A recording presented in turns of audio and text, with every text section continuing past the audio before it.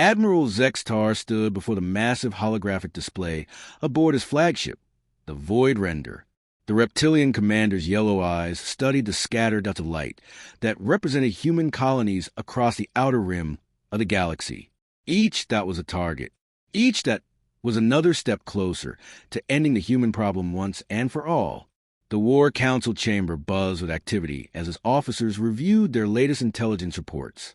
Commander Vakthol, his second-in-command, approached with a data pad in his clawed hands. "Admiral, we have confirmed the destruction of Haven 7, Vakthol reported. The human settlement offered minimal resistance. Most of the population escaped before our forces arrived." Zextar's tail lashed in frustration. This was always the same story. For 3 centuries, the Kytherian Dominion had been hunting humans across the galaxy. Every time they found a human world, the inhabitants somehow vanished just before the final assault. It was as if the humans could see the future. "How many escaped this time?" Zextar asked. "Approximately 8,000 civilians, sir. Our sensors detected at least 12 transport ships leaving the system." The Admiral turned away from the display. 300 years ago, the Kytherians had conquered Earth without much trouble. The blue planet had fallen quickly, its population scattered to the stars. Since then, his people had been playing a deadly game of hide and seek with the surviving humans. The problem was that humans refused to stay conquered. They built new colonies in remote systems. They developed new technologies. They grew stronger instead of weaker with each passing decade. What should have been a simple cleanup operation had become an obsession for the Dominion. "Track those ships," Zextar ordered. "I want to know where they're going." Meanwhile, millions of light years away, Captain Jake Morrison stood on the bridge of the colony ship New Dawn. The warning message from Haven 7 had cut out mid-sentence, but Jake knew what it meant. Another human world had fallen to the Kytherians. "Lisa, what's our passenger count?" Jake asked his tactical officer. Lieutenant Lisa Grant checked her console. 12,000 refugees from the Centauri cluster, sir. Plus the crew brings us to just over 12,500. Jake nodded. The New Dawn was one of dozens of ships carrying the last survivors from human settlements in this sector. They had been running for weeks, staying just ahead of the Kytherian fleet that seemed to follow them everywhere. "Pete, how are our engines holding up?" Jake called to his chief engineer. Engineer Pete Collins looked up from his repair work. "We're pushing them pretty hard, Captain. The jump drive needs maintenance, but we can keep running for now." Dr. Amy Stevens, the ship's medical officer, entered the bridge. "Captain, we have a problem. The refugees are getting scared. They want to know where we're taking them." Jake understood their fear. These people had lost everything. Their homes, their friends, their entire way of life had been destroyed by alien invaders who saw humans as a threat to their galactic order. The Kytherians claimed they brought peace to the galaxy. They said every species was better off under their rule. But humans had seen what Kytherian peace looked like. It meant slavery, resource extraction, and the slow death of everything that made a species unique. "Tell them we're looking for a safe place," Jake said. "Somewhere the Kytherians can't find us." But privately, Jake wondered if such a place existed. The Dominion controlled most of the galaxy. Their fleets were larger and more advanced than anything humans could build. Their weapons could crack planets in half. How could humanity ever hope to win against such overwhelming power? The bridge's communications system chimed. Lisa Grant pressed a button and listened to her earpiece. "Captain, we're receiving a message from the Defiant Spirit. It's Captain Alex Turner." Jake knew Turner. He was one of the best ship commanders in the human fleet, if you could call their scattered collection of vessels a fleet. Turner had been leading a group of ships toward the Veil Nebula, hoping to find refuge in the dense gas clouds. "Put him through," Jake ordered. Turner's face appeared on the main screen. He looked tired and worried. "Jake, we got problems.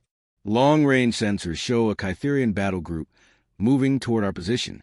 At least 20 ships, including 2 dreadnoughts." Jake felt his stomach drop. 20 Kytherian ships could destroy Turner's small fleet without breaking a sweat. "Can you run?" Jake asked. Turner shook his head. "We got engine problems on 3 ships. Too many civilians aboard to abandon them. We're going to make our stand here. Jake wanted help, but the New Dawn was just a transport ship. They had no weapons that could threaten a Kytherian warship. All they could do was watch as brave humans prepare to die, buying time for others to escape. Alex, there has to be another way, Jake said. Maybe there is, Turner replied. I've been carrying something for a long time.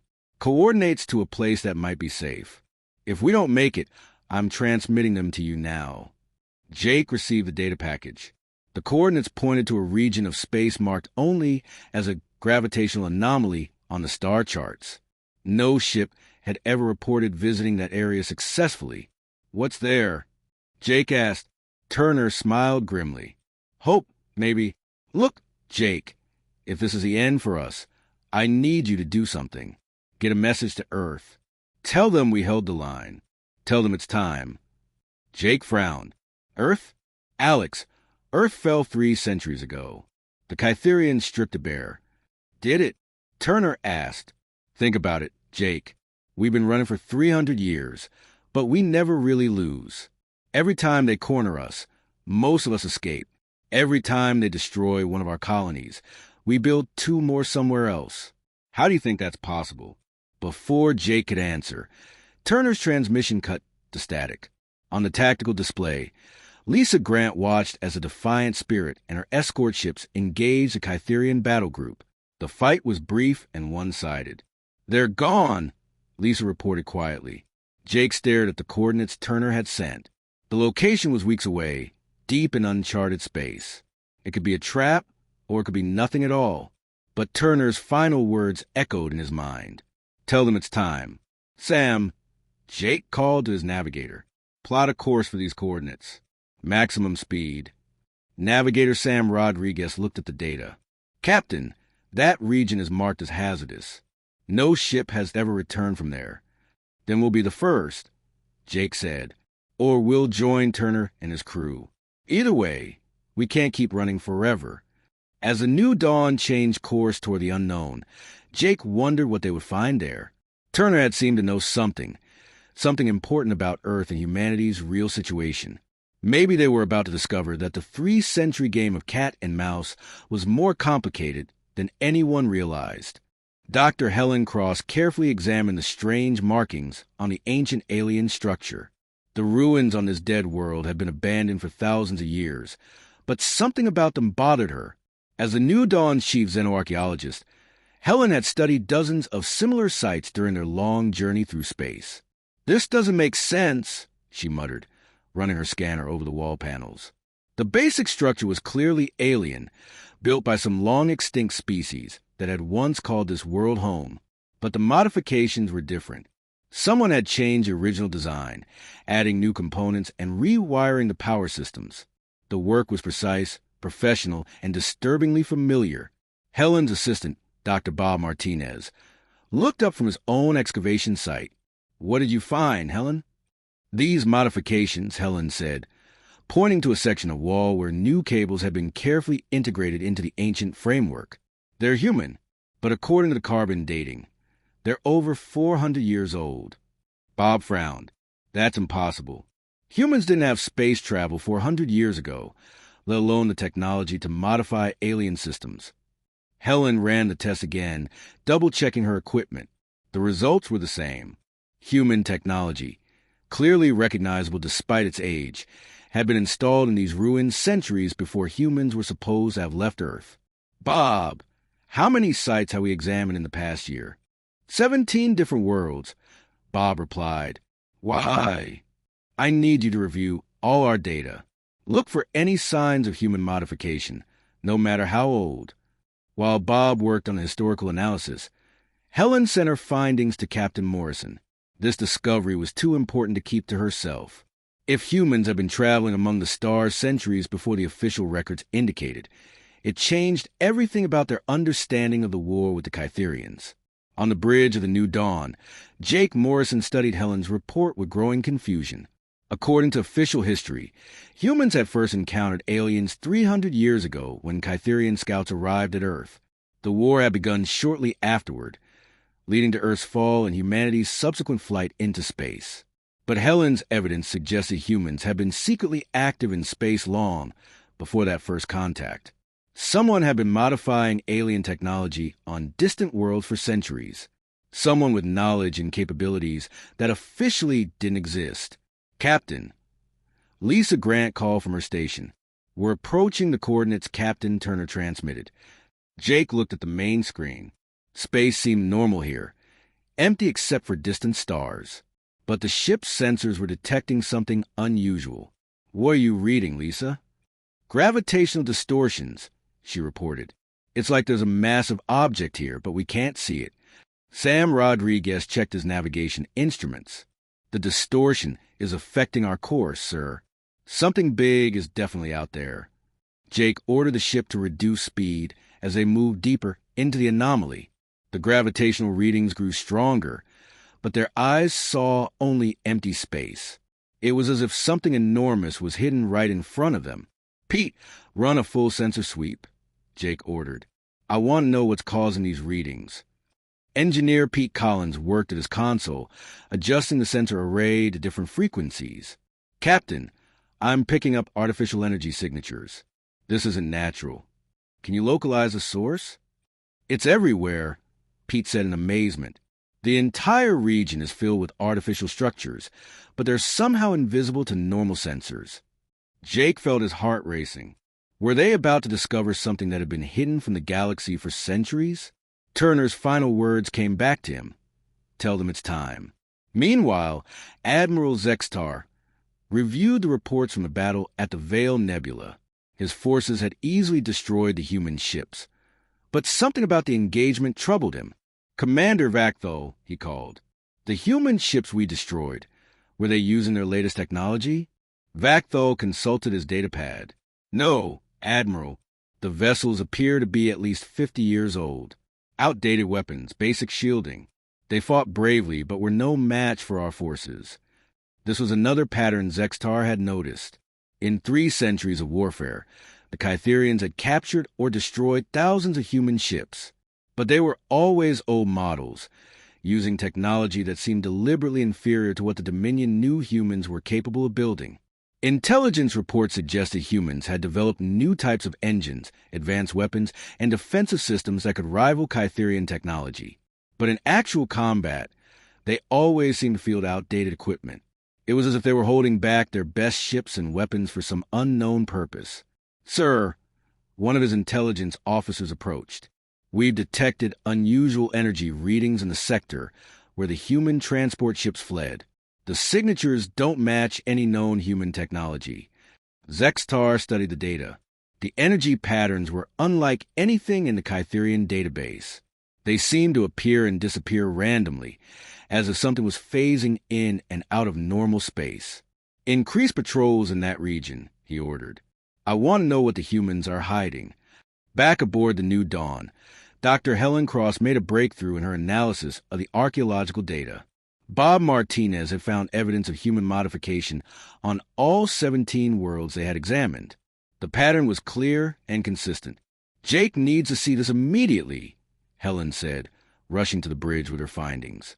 She arrived to find the crew staring at the main screen in amazement. What had appeared to be empty space now showed the faint outline of enormous structures. Something was materializing around them, becoming visible as they moved deeper into the gravitational anomaly. Captain, Helen said breathlessly, I need to show you something. Jake turned to her, his face filled with wonder at what they were seeing outside. Helen, can this wait? We're about to make first contact with something incredible. No, it can't wait, Helen insisted, because I think I know what we're looking at. Jake, humans have been operating in secret for at least 4 centuries. We've been modifying alien technology, establishing hidden bases, and preparing for something big. Jake looked at her datapad, trying to process what she was telling him. Preparing for what? I think we're about to find out, Helen replied, pointing at the main screen. The structures around them were becoming clearer as their ship moved forward. They could see massive space stations, hidden behind some kind of advanced cloaking technology. The architecture was unmistakably human, but far more advanced than anything Jake had ever seen. My God! Pete whispered from his engineering station. Those stations are enormous. How long have they been here? Sam Rodriguez checked his instruments. According to these readings, the nearest station is over 300 years old. Lisa Grant's tactical display suddenly came alive with new contacts. Dozens of ships were approaching, appearing as if from nowhere. But these weren't the old, outdated vessels humanity usually fielded. These ships looked sleek, powerful, and completely unfamiliar.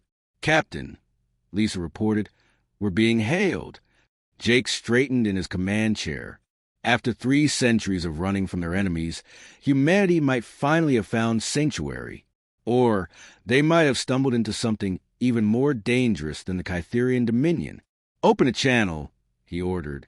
The main screen flickered, and the face of a middle-aged human woman appeared. She wore a uniform Jake didn't recognize, with insignia that suggested high rank. Behind her, he could see what looked like an advanced command center. "Captain Morrison," the woman said with a slight smile. "Welcome to Sanctuary. My name is Admiral Karen Blake. We've been waiting for you for a very long time." Jake Morrison stared at the woman on the screen, trying to process what he was seeing. Admiral Karen Blake looked human, but her uniform and the technology behind her were unlike anything in the refugee fleet's databases. "Admiral Blake," Jake said carefully, "how do you know who I am?" Karen smiled.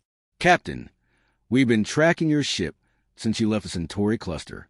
We know about your passengers, your cargo, and your mission. We've been waiting for this moment for over 200 years. Jake felt Lisa Grant tense beside him at her tactical station. The New Dawn was surrounded by unknown ships, and they had no idea what they were dealing with. "Who are you people?" Jake asked. "What is this place?" "We're human, just like you," Karen replied. "But we represent a different part of humanity's story, the part that's been hidden from the galaxy for centuries. Would you like to come aboard our station? I think it's time you learned the truth about our war with the Kytherians." Jake looked around his bridge. His crew was exhausted. His passengers were scared, and they had nowhere else to go. The coordinates Turner had given them had led to this moment. "Very well, Admiral. We accept your invitation." 2 hours later, Jake found himself walking through corridors that seemed like something from a dream. The space station called Sanctuary was enormous, larger than any human structure he had ever seen. The technology was centuries ahead of anything the refugee fleets possessed, yet it was unmistakably human in design. Admiral Blake led Jake, Helen Cross, and Pete Collins through facility. Everywhere they looked, they saw wonders that challenged their understanding of human capabilities. Advanced computers managed complex systems. Artificial gravity generators created comfortable living spaces, and energy weapons that could probably destroy Kytherian dreadnoughts lined the station's defensive perimeters. How is any of this possible? Pete whispered as they passed a massive reactor that seemed to generate power from empty space itself. "Careful planning," Karen replied. "Jake, tell me what you know about Earth's fall to the Kytherians." Jake recited the official history. 300 years ago, Kytherian scouts made first contact with Earth. Within 10 years, their invasion fleet arrived. Earth's defenses were overwhelmed. The planet was conquered, and the surviving population scattered to the stars. Karen nodded. "That's what the Kytherians believe happened. That's what most humans believe happened. But the truth is very different." She led them into a vast observation lounge where they could see the hidden fleet surrounding Sanctuary. Hundreds of advanced human warships floated in space, their designs sleek and deadly. These weren't the old, outdated vessels the refugee fleets used. These ships looked like they could match anything the Kytherian Dominion could field.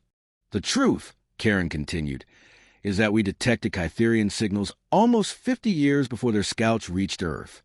Our governments had time to prepare, but they realized we couldn't win a conventional war. The Kytherians controlled most of the galaxy. Their technology was more advanced than ours. Their fleets vastly outnumbered anything we could build." Helen leaned forward. "So what did Earth do?" "We cheated," Karen said simply. "If we couldn't win a fair fight, we decided not to fight fair at all." She activated a holographic display that showed the solar system as it had been 3 centuries ago. But instead of the Earth Jake knew from history, This display showed massive construction projects throughout the system. For 50 years, we built in secret. Hidden bases, advanced ships, new technologies reverse engineered from Kytherian signals. We also began the greatest deception in human history. The display changed to show Earth during the Kytherian invasion. Jake watched as the planet's defenses seemed to fail, but the hologram revealed something else happening simultaneously. While the Kytherians were conquering what they thought was Earth, the real Earth was phasing into a parallel dimension using technology we developed specifically for this operation. What they conquered was a shell, a fake planet populated by holographic cities and artificial intelligence systems. Jake felt his world turning upside down. You mean Earth wasn't really destroyed? Earth is fine, Karen said with a smile. Hidden but fine. Its population was evacuated to bases like this 1 year before the invasion began. The Kytherians thought they had won a great victory, but they had actually conquered nothing. Pete stared at the display in amazement. But what about all the human colonies that were established afterward? The ones the Kytherians have been hunting for centuries. Also part of the plan, Karen explained. Every human colony served two purposes. They were genuine settlements where people could live and work, but they were also bait. Each colony was designed to lead the Kytherians further away from our real bases, while giving us opportunities to study their technology and tactics. Helen suddenly understood. That's why I found evidence of human technology on those ancient alien worlds. You've been operating in secret for centuries. Exactly. We needed to understand the galaxy we were hiding in. We needed to learn about other species, map Kytherian territories, and develop the technology necessary to eventually win this war. Jake felt overwhelmed by the scope of what he was hearing. But the people who died in those colony attacks, the ships that were destroyed, the suffering... Karen's expression became serious. Every death was real, Jake. Every sacrifice was genuine. The people in those colonies knew the risks, but they also knew they were part of something larger. They were buying time for humanity to prepare for the real war. The real war? Jake asked. The one that's about to begin, Karen said. For 300 years, we've been letting the Kytherians think they were winning while we studied their weaknesses and prepared our true forces. Every refugee ship, every desperate evacuation, every last-minute escape has been carefully orchestrated to gather intelligence and position our assets. She gestured toward the hidden fleet visible through the observation windows. These ships can phase between dimensions, making them nearly impossible to detect or destroy. Our weapons are designed specifically to counter Kytherian defenses. Our communication systems can coordinate attacks across the entire galaxy simultaneously. Pete looked at the advanced technology surrounding them.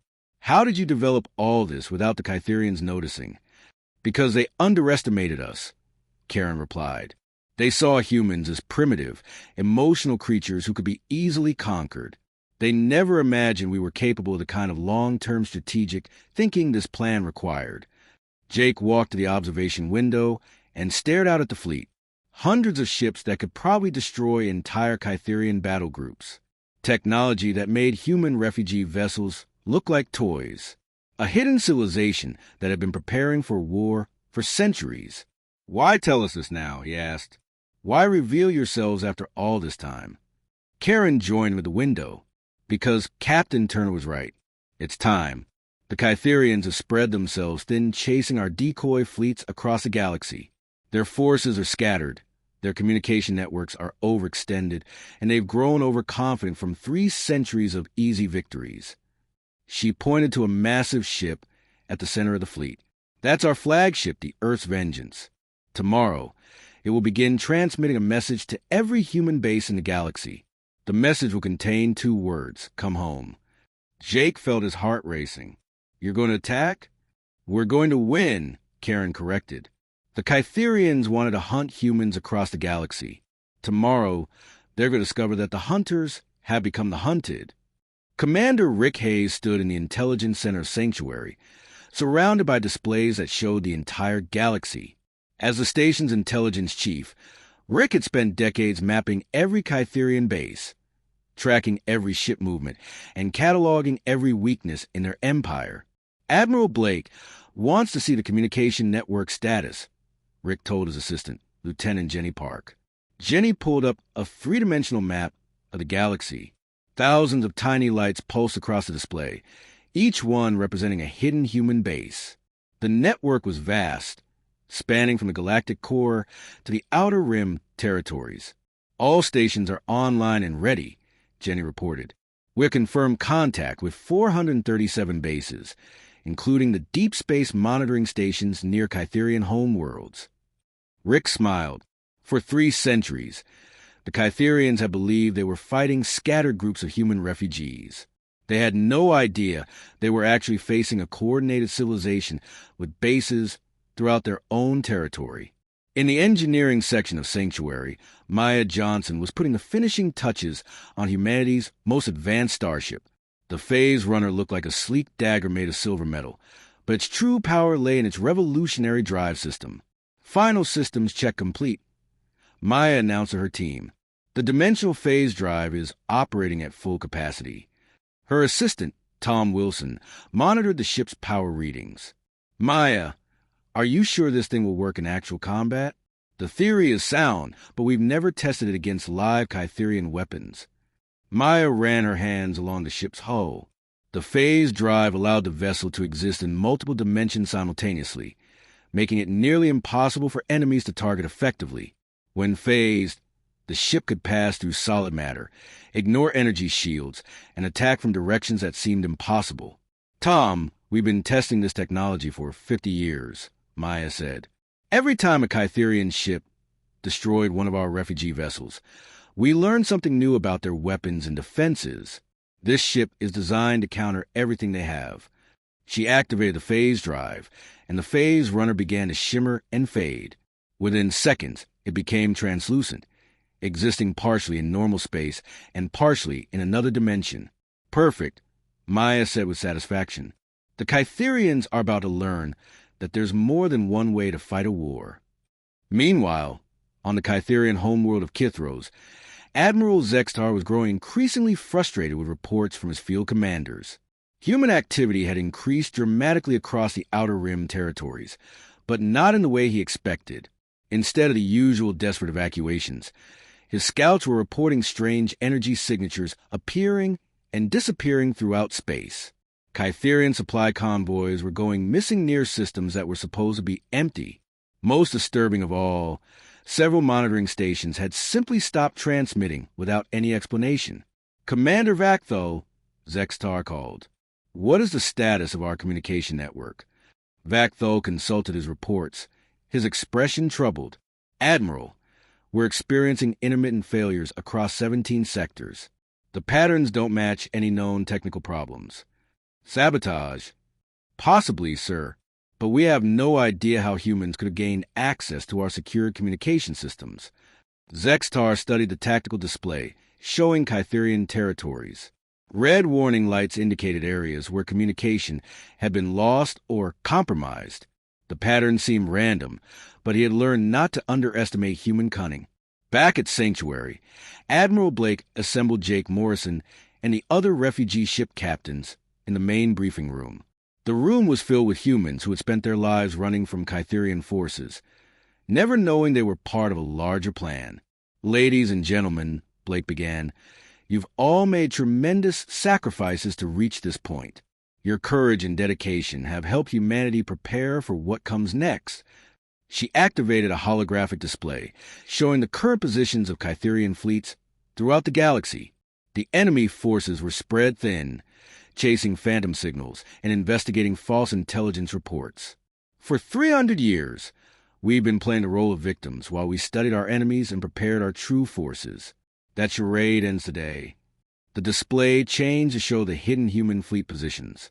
Jake was amazed to see how many bases existed throughout supposedly Kytherian-controlled space.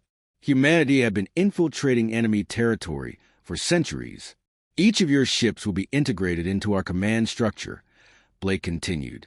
Your crews have experience with Kytherian tactics that our hidden forces lack. Together, we'll begin the final phase of our operation. Captain Sarah Mitchell of the transport ship Freedom's Hope raised her hand. Admiral, what about the civilians? The refugees who just want to find a safe place to live. Blake's expression softened. They'll have that safe place, Sarah. But first, we need to ensure the Kytherians can never threaten human colonies again. In the shipyard surrounding Sanctuary, human engineers were rapidly modifying the refugee vessels. The old, outdated ships that had carried survivors across the galaxy were being equipped with advanced weapons, shields, and communication systems. Jake watched in amazement as his beloved New Dawn was transformed from a simple transport into a formidable warship.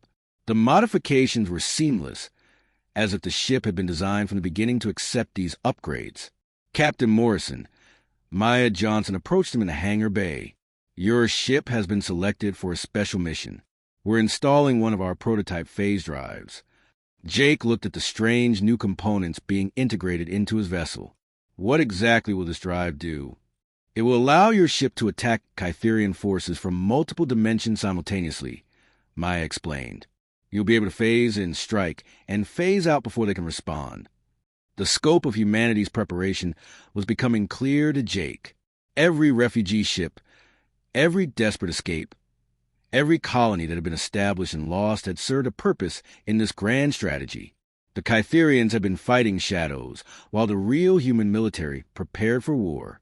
Dr. Helen Cross made another discovery while analyzing data from hidden bases.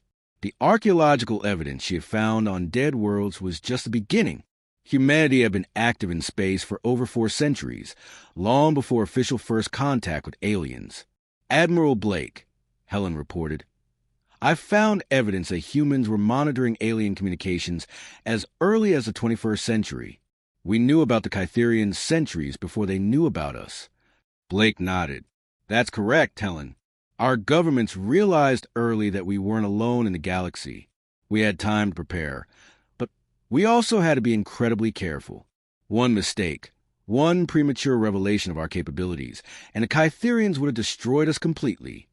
Helen studied the historical data with growing amazement. "You've been planning this war for over 300 years. Actually," Blake said with a slight smile, "we've been planning this victory for over 300 years. There's a difference. Throughout the galaxy, hidden human bases receive the activation signal they had been waiting for centuries to hear. Advanced ships that had never been seen by alien eyes powered up their engines. Weapon systems that could pierce any known defense came online. Communication networks that operated faster than light synchronized their operations. The Kytherian Dominion had spent 3 centuries hunting what they believed were the last remnants of a defeated species. They were about to discover that humanity had been preparing for this moment since before their first scout ship had reached the solar system. The long game was ending. The real war was about to begin. Lieutenant Colonel Steve Parker checked his tactical display one final time before giving the attack order. His strike force consisted of 12 ships that had appeared from seemingly empty space, each one equipped with technology the Kytherian Dominion had never encountered before. "All units," this is Hammer Lead, Steve transmitted to his squadron. "Remember, we want survivors. The Kytherians need to see what happened here and report back to their commanders." The target was a major Kytherian supply depot in the Arcturus sector. The base supplied fuel and ammunition to over 50 Dominion warships, making a critical link in the logistical chain. More importantly, it was defended by only 6 patrol ships and a handful of automated defense platforms. Steve's ship, the Silent Strike, engaged its phase drive and shifted partially out of normal space. Around him, the other human vessels did the same, becoming ghostly outlines that Kytherian sensors couldn't properly track. "Hammer 2, begin your attack run," Steve ordered. Captain Nina Rodriguez piloted her ship through the depot's defensive perimeter as if the energy shields didn't exist. Her phase weapons bypassed the Kytherian barriers completely, striking directly at the station's power generators. The first explosion lit up space as one of the depot's main reactors overloaded. Alarms began wailing throughout the facility as Kytherian personnel scrambled to respond to an attack they couldn't understand. "What's happening?" demanded Commander Grixtal, the depot's commanding officer. His tactical displays showed explosions throughout the base, but his sensors detected no attacking ships. "Sir, we're under attack, but our sensors can't lock onto the enemy vessels. His operations officer reported in panic. Steve watched with satisfaction as the strike force systematically destroyed the depot's defenses. The Kytherian patrol ships fired wildly into empty space, their weapons passing harmlessly through the phased human vessels. Within minutes, the entire facility was crippled. "Hammer lead to all units," Steve transmitted. "Primary objectives complete. Initiate Phase 2. The human ships suddenly became fully visible, dropping out of phase space directly in front of the surviving Kytherian vessels. For a brief moment, the enemy crews got a clear look at their attackers before the human ships vanished again, leaving behind only burning wreckage. Steve allowed one damaged Kytherian patrol ship to escape. Its crew would carry word of the attack back to Dominion Command, reporting weapons that could ignore shields and ships that could appear and disappear at will. Admiral Zextar received the report from the Arcturus Depot attack within hours. He read the survivors' account 3 times, unable to believe what he was seeing. Ships that can phase through solid matter? Zextar asked Commander Vakthal, "Weapons that ignore our shields completely?" That's what the survivors reported. Admiral Vakthal confirmed. They also described the attacking vessels as being of unknown design, far more advanced than any human technology we've encountered before. Zextar studied the tactical analysis of the attack. The precision and coordination suggested these weren't desperate refugees fighting for survival. This was a military operation carried out by trained professionals using superior technology. How many ships did they use? Zextar asked. 12, according to sensors. But, sir, our intelligence suggests this was just one small unit. If the humans have developed this kind of technology, there could be dozens of similar strike forces operating throughout our territory. The implications were disturbing. For 3 centuries, the Kytherians had assumed they held a massive technological advantage over humanity. If that assumption was wrong, their entire strategic situation needed to be reassessed. "Double the patrols in all critical sectors," Zextar ordered. "I want every available ship hunting for these new human forces." This was exactly the response Admiral Blake and her strategists had predicted. At Sanctuary, she watched real-time intelligence reports showing Kytherian fleet movements throughout the galaxy. The enemy was reacting to Steve Parker's raid by spreading their forces even thinner. Phase 1 complete, Blake reported to her command staff. The Kytherians are taking the bait. They're dispersing their fleets to hunt for phantom strike forces. Commander Rick Hayes pulled up a galactic tactical display. "Admiral, our intelligence network is reporting massive fleet movements. The Kytherians are pulling ships from their core worlds to reinforce the outer territories." "Perfect," Blake said with satisfaction. "The more they spread out, the easier our next phase becomes." In a hidden chamber deep within Sanctuary, the most closely guarded secret of humanity's long preparation was finally being revealed. Dr. Mark Taylor, the project's chief scientist, stood before a massive quantum communication array that defied everything the galaxy thought it knew about physics. "Admiral Blake," Mark reported, "Operation Homecoming is ready to begin. We can phase Earth back into normal space at your command." Blake looked at the device that would end humanity's 3-century exile. The real Earth, hidden in a parallel dimension since the beginning of the war, was ready to rejoin the galaxy. But it wouldn't return as a conquered world the Kytherians remembered. It would return as a fortress that had been under construction for 300 years. "Not yet, Mark," Blake said. "Let's see how the Kytherians respond to our opening moves first." Meanwhile, Jake Morrison was getting his first taste of humanity's true military capabilities. His modified New Dawn had joined a patrol squadron tasked with intercepting Kytherian scout ships in the Outer Rim territories. "Captain," Lisa Grant reported from her tactical station, "Kytherian patrol vessel detected at bearing 27 Mark IV. Jake looked at his new weapons console, still amazed by the firepower that had been integrated into his former transport ship. "Engage phase drive and move to intercept." The New Dawn shifted into phase space, becoming invisible to Kytherian sensors. Jake marveled at how easy it was to approach the enemy ship undetected. For 3 centuries, humanity had been forced to run from Kytherian patrols. Now they were the hunters. "Fire when ready," Jake ordered. Lisa triggered the ship's new weapon system. A beam of phase energy struck the Kytherian vessel, passing through its shields as if they weren't there. The enemy ship's engines exploded, leaving it dead in space. Kytherian vessel disabled, Captain, Lisa reported. Their crew is attempting to send a distress signal. Let them, Jake said, remembering Admiral Blake's instructions. We want the Dominion to know what happened here. Dr. Helen Cross made another breakthrough in her analysis of Kytherian technology. The alien communication systems use quantum entanglement principles that humanity had learned to exploit generations earlier. Admiral Blake, Helen reported excitedly, I've figured out how to tap into the Kytherian communication network. We can monitor every message they send across the galaxy. Blake smiled. Actually, Helen, we've been monitoring their communications for over 200 years. How do you think we stayed one step ahead of their fleets for so long? The revelation hit Helen like a physical blow. Humanity had been running blindly through space for 3 centuries. They had been listening to every Kytherian transmission, tracking every fleet movement, and anticipating every tactical decision.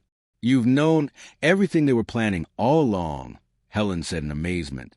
Not everything, Blake admitted, but enough to stay ahead of them while we prepared for this moment. Across the galaxy, more reports of mysterious attacks reached Kytherian command centers. Supply convoys disappeared without trace. Communication relay stations went silent. Patrol ships reported strange energy signatures before losing contact completely. Each incident followed the same pattern. Precise strikes by invisible forces using unknown technology, followed by the sudden appearance of advanced human ships that vanished before effective counterattacks could be launched. Admiral Zextar found himself fighting an enemy that seemed to know his every move before he made it. Kytherian fleets arrived at strategic locations only to find empty space, while their own bases came under attack from directions that should have been impossible. How are they doing this? Zextar demanded an emergency war council. How are the humans anticipating our movements so precisely? None of his commanders had answers. The tactical situation was unlike anything in Kytherian military history. They were facing an enemy that appeared to have technological superiority, perfect intelligence, and strategic patience that spanned centuries. What the Kytherians didn't know was that their 3-century hunt for human refugees had been carefully orchestrated from the beginning. Every desperate evacuation, every last-minute escape, every colony that had been abandoned just before their arrival had been designed to lead them further into humanity's trap. The hunters were finally discovering that they had been the hunted all along. Captain Danny Rodriguez guided his stealth ship Ghost Walker through the Kytherian communication hub's defensive perimeter. The massive relay station processed messages for an entire sector of the Dominion, making a critical target for humanity's intelligence operations. Cloaking systems at maximum efficiency, reported his tactical officer, Lieutenant Carol Hayes. The Kytherians have no idea we're here. Danny smiled as he watched the alien station's routine operations through his ship sensors. The Kytherians had built their communication network, assuming it would never be threatened. They were about to learn how wrong that assumption was. Target the primary quantum relay nodes. Danny ordered, we want to disrupt their communications without completely destroying the station. The Ghost Walker fired precision bursts from its phase weapons. The energy beams passed through the station's shields and struck the communication equipment directly. Within seconds, the entire facility went dark. Mission accomplished, Carol reported. The station is offline, but the structure is intact. Their repair crews will be able to see exactly how we bypass their defenses. This was a pattern Admiral Blake had ordered for all communication hub attacks. The human strike teams would demonstrate their superior technology while leaving evidence of how easily they could penetrate Kytherian defenses. Admiral Zextar stood in his command center, staring at a tactical display that showed red warning markers throughout Dominion space. In the past week, 23 communication relay stations had been attacked. Each assault followed the same impossible pattern. Ships that couldn't be detected striking targets that should have been invulnerable.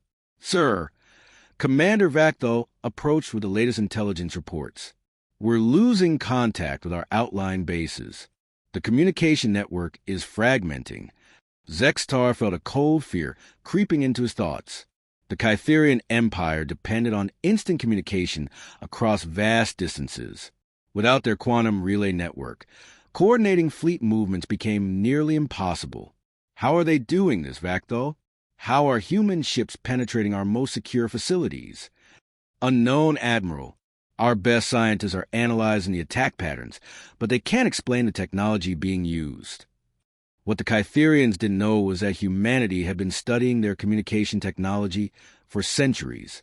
Every Kytherian message, every tactical order, every strategic discussion had been monitored by hidden human listening posts throughout the galaxy. At Sanctuary, Commander Rick Hayes coordinated the intelligence war from his command center. Dozens of screens showed real-time data from across Kytherian space as their communication network crumbled. Admiral Blake, Rick reported, the Kytherians are attempting to switch to backup communication protocols. They're using older, slower systems that are easier for us to intercept. Blake nodded with satisfaction. Let them struggle with their inferior backup systems for now. Soon it won't matter what kind of communications they use. In the deepest levels of Sanctuary, a different kind of operation was beginning.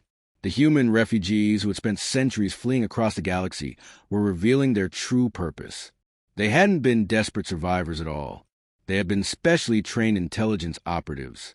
Captain Mary Wilson gathered her team of former refugees in a secure briefing room.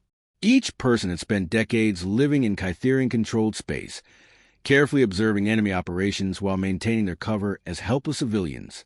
Ladies and gentlemen, Mary began, your long mission is almost complete. For 300 years, you provided intelligence that has kept humanity one step ahead of the Dominion. Now it's time to go active. The refugees, who weren't really refugees at all, received their final orders. Hidden weapons caches, sabotage equipment, and communication devices were distributed to teams throughout Kytherian space. What the Dominion thought were conquered territories were actually filled with human agents ready to strike. Lieutenant Commander Tony Mitchell stood on the bridge of the newly revealed human battleship Liberty's Dawn. His ship was one of dozens that had just dropped their cloaking fields in the Vega system, appearing in the middle of what the Kytherians thought was their secure rear area. Begin broadcasting on all frequencies, Tony ordered his communications officer. The message that went out across Kytherian space was simple but revolutionary. Tony's voice reached every enslaved species, every conquered world, every population that had lived under Dominion rule for generations.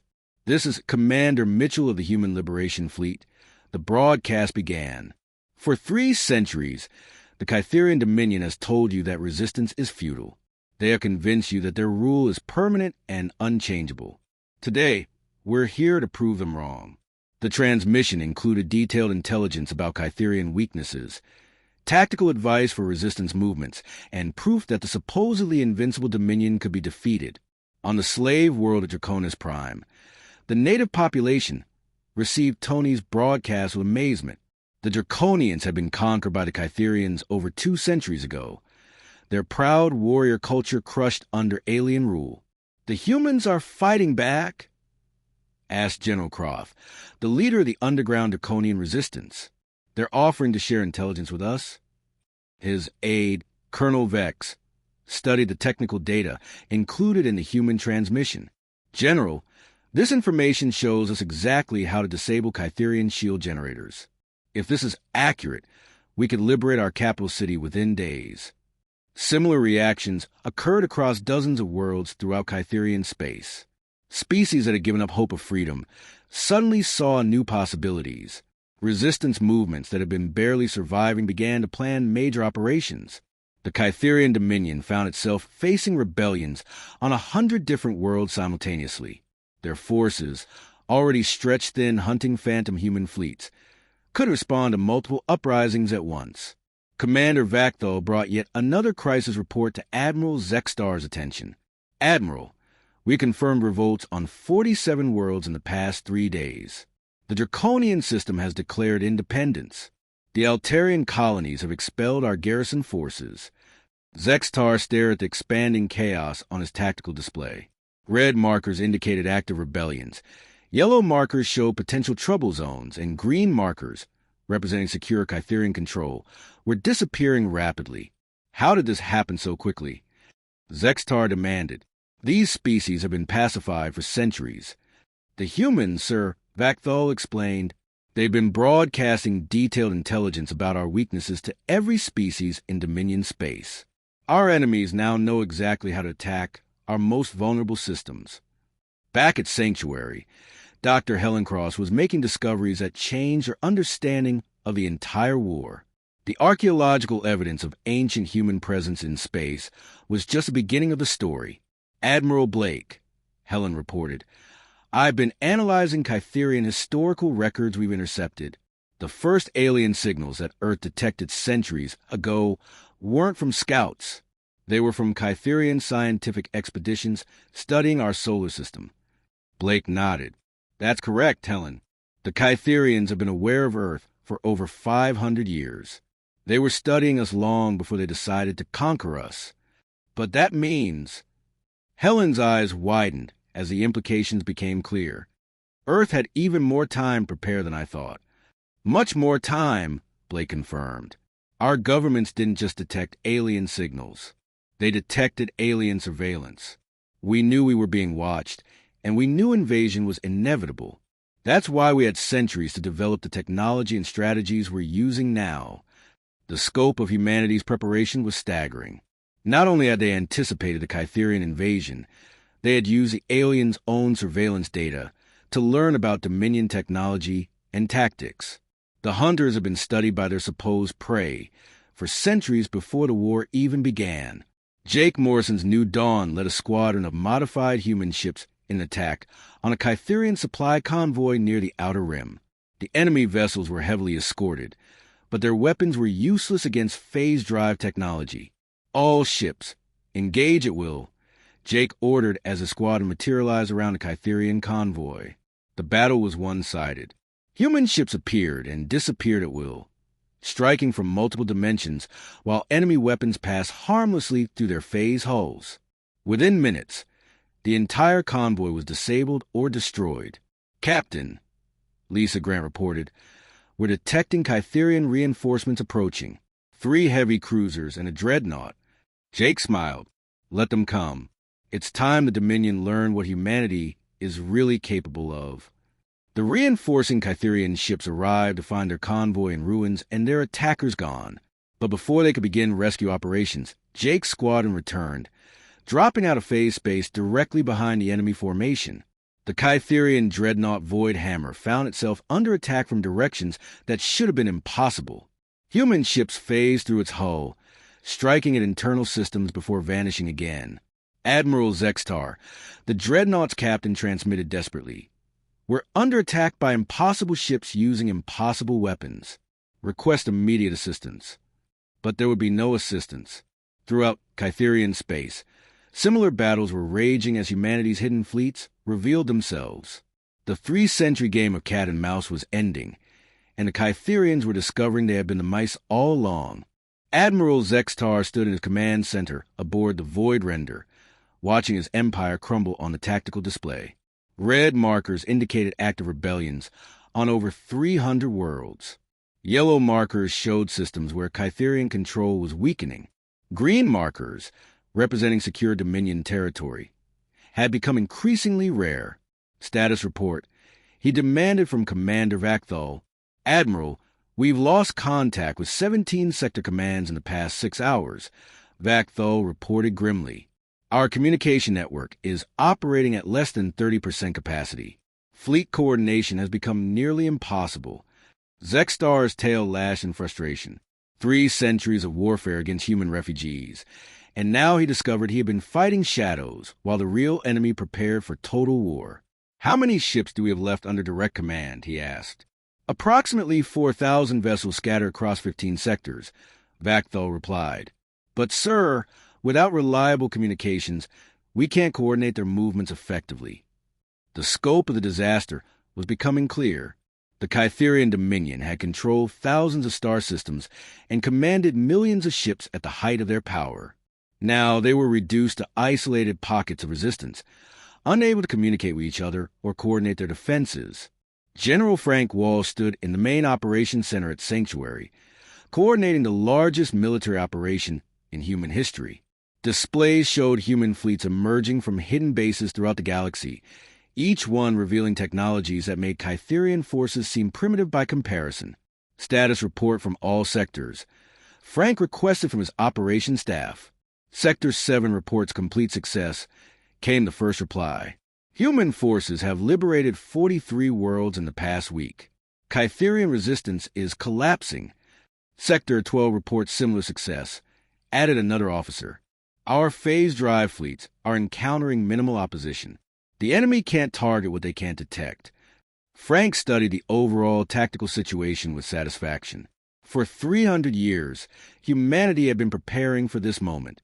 Every refugee ship, every desperate evacuation, every colony that had been established and abandoned had been part of an elaborate deception designed to position human forces throughout Kytherian space.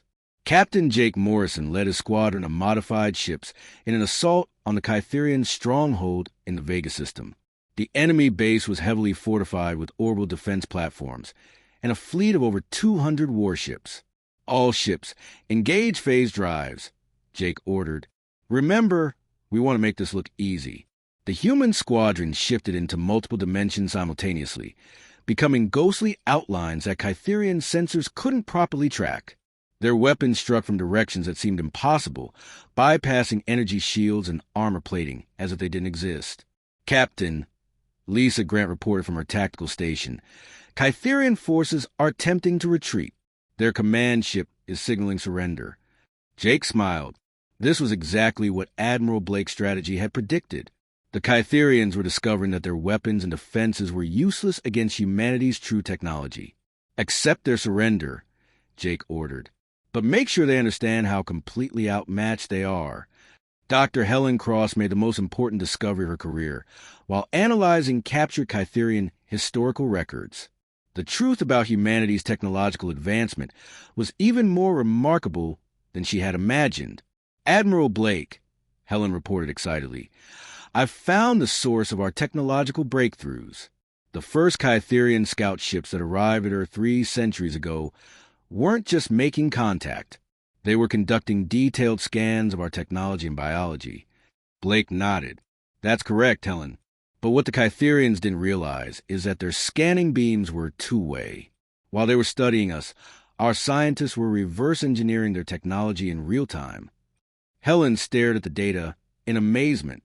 You mean humanity developed phase drive technology, dimensional weapons, and advanced AI systems all from analyzing Kytherian scanner emissions? Not just from their scanners, Blake explained. Every time they destroyed one of our ships, they left wreckage behind. Every time they conquered one of our colonies, they abandoned equipment. For 3 centuries, the Kytherians have been unknowingly providing us with samples of their most advanced technology. The implications were staggering. Humanity hadn't just survived the Kytherian invasion. They had used it as an opportunity to leapfrog centuries of technological development. Earth's governments had realized they had perhaps one generation to prepare for inevitable conquest, and they had used that time to surpass their would-be conquerors. In the deepest levels of Sanctuary, Dr. Mark Taylor initiated the most closely guarded operation in human history. The massive quantum dimensional gateway hummed to life, its power requirements drawing energy from 3 fusion reactors. Admiral Blake, Mark reported, Operation Homecoming is ready to begin. We can bring Earth back into normal space at your command. Blake looked at the gateway that would end humanity's 3-century exile.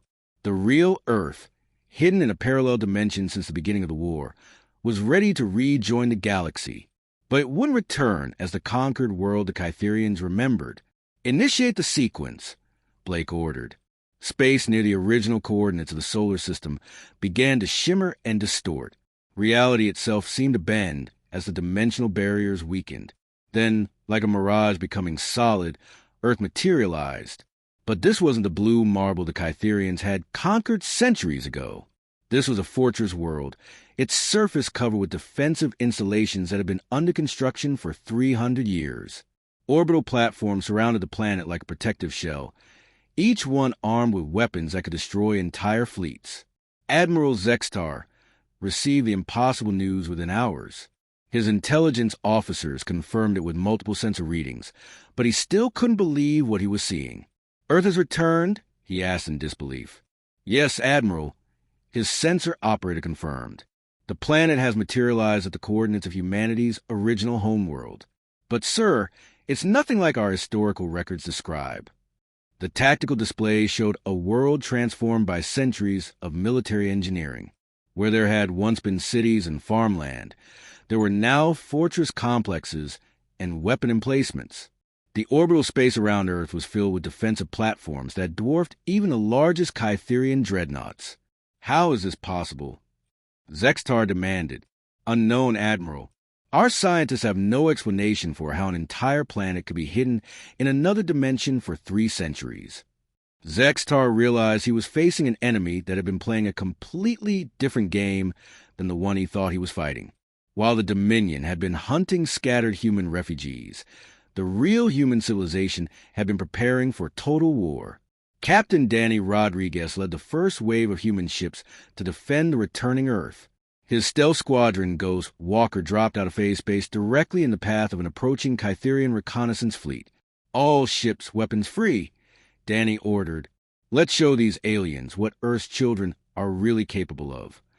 The battle was brief and decisive. Human ships struck from multiple dimensions simultaneously, their weapons ignoring Kytherian defenses completely. Within minutes, the entire enemy fleet was either destroyed or disabled. But the real shock came when the surviving Kytherian crews got their first close look at humanity's homeworld. Earth's surface was covered with cities that gleamed like jewels, but these weren't civilian settlements. They were military complexes, each one larger than the Kytherian capital city. Massive orbital elevators connected the planet's surface to space stations that rivaled entire Kytherian battle fleets. Defensive platforms moved in perfect formation around the world, their energy signatures indicating weapons of unimaginable power. This was what humanity had built during their 3-century exile. Not just a hidden civilization, but a fortress world that could defend itself against any possible threat. Admiral Zextar made one final, desperate decision. If the Kytherian Dominion was doomed, he would at least ensure that humanity's homeworld burned with it. "All remaining fleets," he broadcast every Kytherian ship still under his command, "converge on the human homeworld. We will destroy Earth or die in the attempt."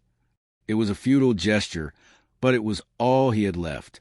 The hunters who had chased humanity across the galaxy for 3 centuries were about to make their final stand at the world where it all began. The battle for Earth was about to commence. But this time, humanity would not be the victims. They would be the victors in a war they had been preparing to win since before it even began. Admiral Zextar led the last great fleet of the Kytherian Dominion toward Earth, his forces numbering in the thousands. It was the largest military force he had ever commanded, assembled from scattered survivors across the galaxy. But as his ships approached the human homeworld, he began to understand the true scope of his defeat. Earth hung in space like a blue-green jewel, but it was surrounded by defensive installations that defied comprehension. Orbital platforms the size of moons moved in perfect formation around the planet. Space elevators connected the surface to massive stations that dwarfed his largest dreadnoughts. "Admiral," Commander Vakthal reported from the sensor station, "I'm detecting over 10,000 defensive platforms around the planet. Each one appears to be more heavily armed than our flagship." Zextar studied the tactical display with growing despair. This wasn't the primitive world the Dominion had conquered 3 centuries ago. This was a fortress that had been under construction for longer than some species had possessed spaceflight. "Sir," his communications officer called out, "we're receiving a transmission from the planet." "Put it through," Zextar ordered. Admiral Karen Blake's face appeared on the main screen. Behind her, Zextar could see what looked like the most advanced command center in the galaxy. "Admiral Zextar," Blake said calmly, "I am Admiral Blake of Earth Defense Command. You are approaching human sovereign territory with hostile intent.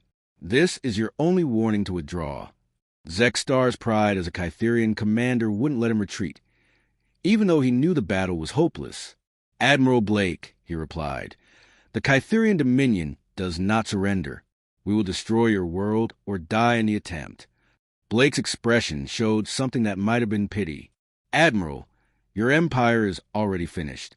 Rebellions have freed 3/4 of your former territories.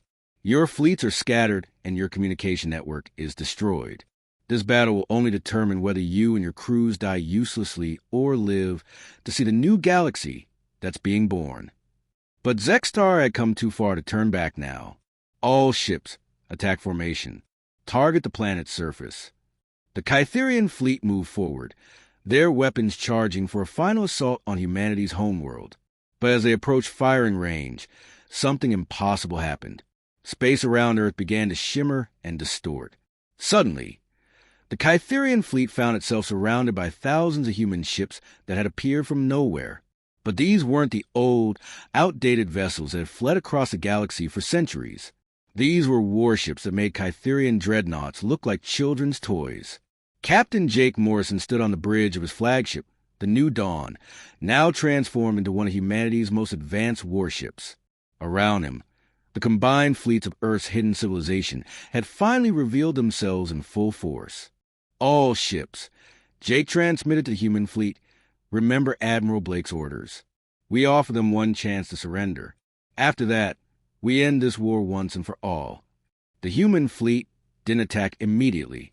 Instead, they demonstrated their technological superiority in a way that left no doubt about the battle's outcome. Ships phased in and out of multiple dimensions, appearing inside Kytherian formations, and then vanishing before enemy weapons could track them. Human vessels passed through Kytherian energy shields, as if they didn't exist. Their weapons struck with pinpoint accuracy, disabling enemy systems without destroying entire ships. It was a display of power and precision that made the Dominion's military might look primitive. "Admiral," Vakthol whispered to Zextar, "we can't fight this. Our weapons can't even target them properly." Zextar watched in horror as his fleet was systematically disabled without the humans firing a single shot in anger. Ship after ship lost power, their weapons offline, and their engines dead. But their life support remained intact, and their crews unharmed. It was a demonstration of mercy that was more devastating than any attack could have been. "This is Admiral Blake. Came the transmission from Earth. Admiral Zextar, your fleet is completely disabled. Your empire has fallen. But your people don't have to die here. I'm offering you a choice that your government never offered the species you conquered. Surrender with honor or face total destruction." Zextar looked around his bridge at officers who had served the Dominion for their entire careers. They were beaten and they all knew it. The 3-century war was over, and the Kytherians had lost completely. I surrender," Zextar transmitted, his voice barely above a whisper. Within hours, the surviving Kytherian forces were taken aboard human ships or allowed to land on secure facilities around Earth. They were treated as prisoners of war, but with a dignity they had rarely shown to their own captives. Admiral Blake met with Zextar in the same observation lounge where she had first explained the truth to Jake Morrison weeks earlier. The Kytherian commander looked broken, his understanding of the galaxy shattered by revelations that came too late. "How?" Zextar asked simply. "How did you hide an entire civilization for 3 centuries? Blake gestured toward the window, where Earth gleamed in the sunlight below them. "By being patient, Admiral. By thinking in terms of centuries instead of years. By understanding that sometimes the best way to win a war is to make your enemy think they've already won."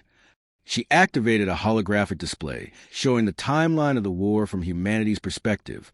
Zextar watched in amazement as the true scope of the deception became clear. "Every refugee ship you destroyed was decades old," Blake explained. "Every colony you conquered was already evacuated. Every desperate escape you witnessed was carefully orchestrated to lead you further from our real bases, while giving us intelligence about your capabilities." Zextar realized he had been fighting phantoms for 3 centuries, while the real human military prepared for total victory. "What happens to my people now?" he asked. Blake's expression softened slightly. "That depends on you, Admiral. War criminals will face trial, but ordinary soldiers and civilians will be offered a choice: exile to the Outer Rim territories or integration into a new galactic community we're building." In the weeks that followed, the galaxy began to transform. Species that had been enslaved for centuries tasted freedom for the first time. Worlds that had been stripped of resources began to rebuild. The rigid hierarchy of the Kytherian dominion crumbled, replaced by a confederation of free worlds.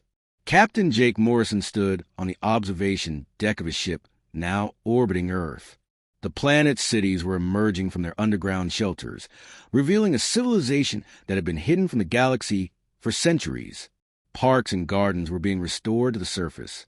Civilian transport ships were landing at spaceports that had been disguised as military installations. Dr. Helen Cross joined him at the window, still processing everything she had learned about humanity's true history. "Jake," she said quietly, "do you think we did the right thing? All that deception, all those years of letting people believe they were refugees when they were really soldiers."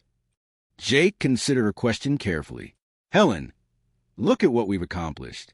The Kytherian Dominion enslaved hundreds of species and controlled most of the galaxy through fear and violence. Now those species are free. Children who would have grown up as slaves will grow up as citizens of free worlds." He gestured toward Earth below them. "Our people sacrificed 3 centuries of normal life to make this possible. They lived as exiles so their descendants could live as free humans. I think that was worth any deception." Dr. Amy Stevens, now serving as Earth's liaison to the liberated species, brought news from around the galaxy. Former Kytherian slave worlds were joining the new confederation of free worlds. Trade routes that had been monopolized by the Dominion were opening to all species. Scientific knowledge that had been hoarded by Kytherian elites was being shared freely. "Admiral Blake wants to see you," Amy told Jake. "She's announcing the formation of Earth's new role in galactic affairs." Jake made his way to the main conference room, where representatives from dozens of species had gathered. Admiral Blake stood before them, no longer the hidden commander of a secret military operation, but the acknowledged leader of the galaxy's newest major power.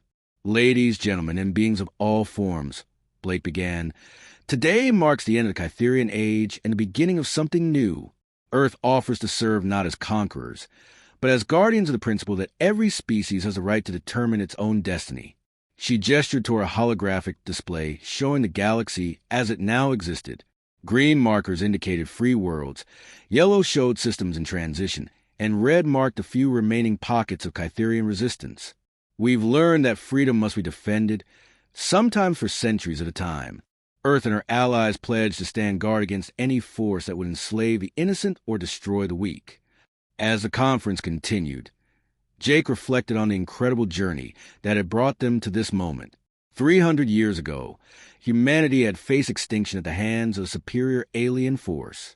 Today, they stood as the guardians of galactic freedom. The species that had once fled in apparent terror across the galaxy now protected those who still sought freedom among the stars.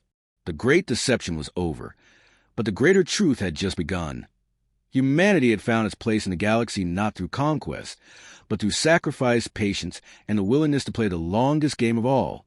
Outside the conference room windows, Earth turned slowly in space, its blue oceans and green continents gleaming in the sunlight. Humanity's children were finally coming home, but home now meant something different than it had centuries before. Home was wherever free beings could live, work, and dream without fear of oppression. The galaxy was free, and humanity stood ready to help keep it that way.